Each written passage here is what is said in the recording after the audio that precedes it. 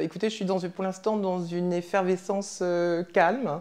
D'abord, on attend beaucoup de monde, beaucoup d'étrangers qui viennent, sans parler du public français, beaucoup de groupes de collectionneurs, et notamment des musées américains, anglais, ce qui est important. Aussi, il y aura cette importance autour de la scène arabe iranienne qui est mise à l'honneur cette année.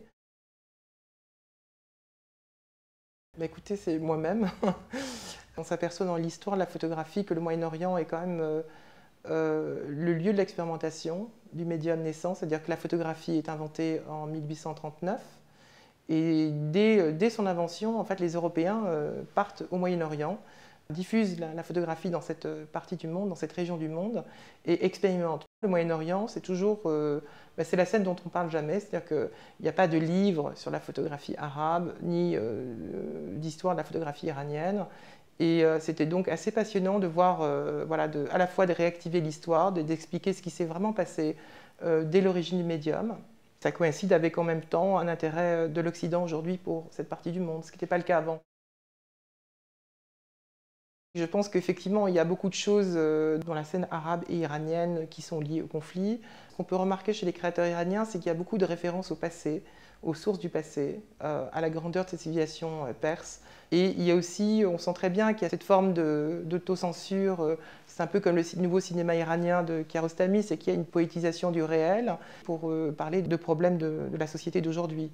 Donc ça, c'est effectivement quelque chose qu'on sent, mais nous, on s'est beaucoup focalisé sur simplement le contenu artistique des choses. Donc, si par exemple on a tenu à ce que Bahman Jalali soit sélectionné dans la partie Statements, c'est parce que c'est un très grand photographe iranien et qu'il est absolument inconnu, pratiquement inconnu en Occident, et que c'est quelqu'un dont il faut absolument parler.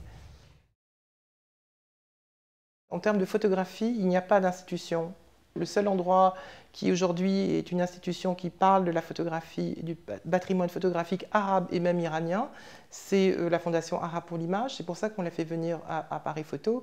La fondation, elle a été créée en 1997, qu'elle est animée par des artistes contemporains qui ont collecté des fonds photographiques provenant de studios ou d'amateurs, enfin de familles. Aujourd'hui, ils ont 300 000 images.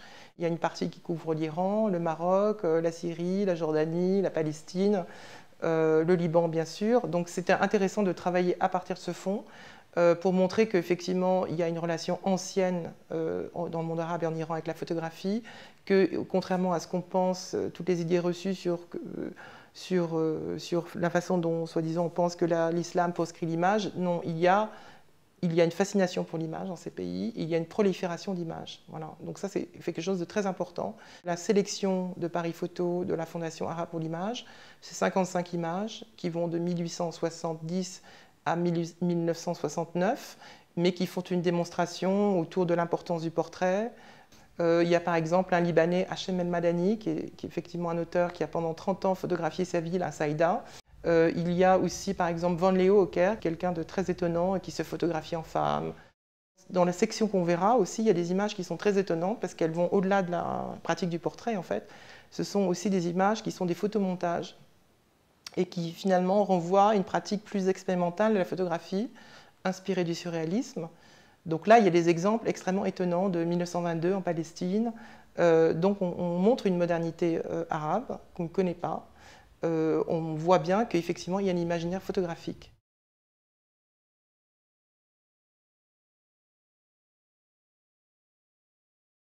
C'est vrai que vous avez raison d'évoquer ces effets de mode où les artistes même de cette scène se pastichent eux-mêmes en esthétisant le cliché, la femme voilée, la calligraphie.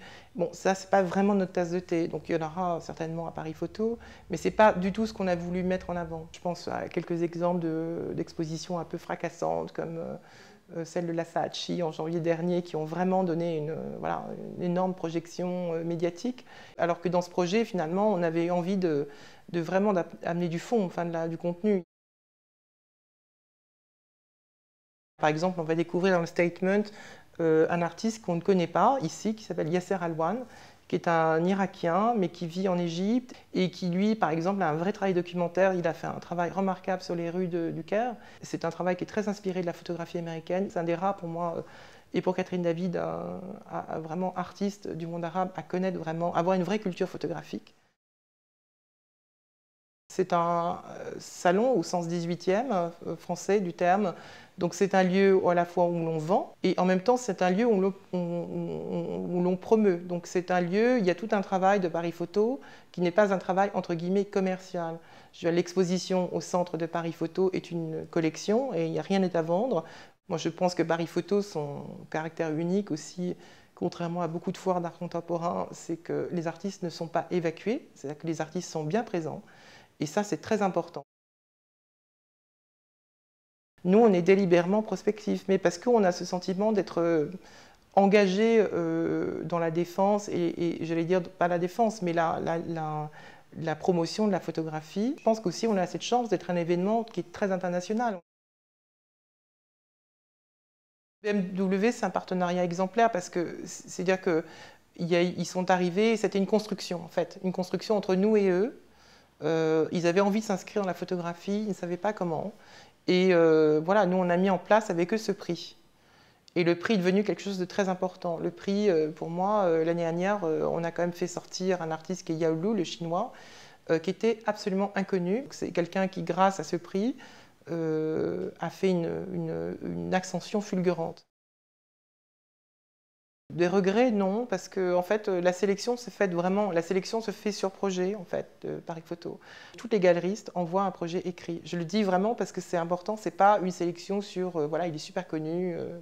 Pour nous aujourd'hui, il faut qu'il y ait 30 nouveaux exposants chaque année. C'est presque une barre qu'on s'est fixée pour oxygéner, j'allais dire, les contenus du salon. Disons qu'on a beaucoup de chance parce qu'on est dans une niche qui est la photographie et que je crois que c'est ce qu'avait d'ailleurs très intelligemment compris Riccadella. Il a très bien compris que Paris ne pouvait exister dans le monde que par trois biais, la photographie, le design et l'art primitif. Donc c'est les trois éléments sur lesquels Paris aujourd'hui a une vraie assise.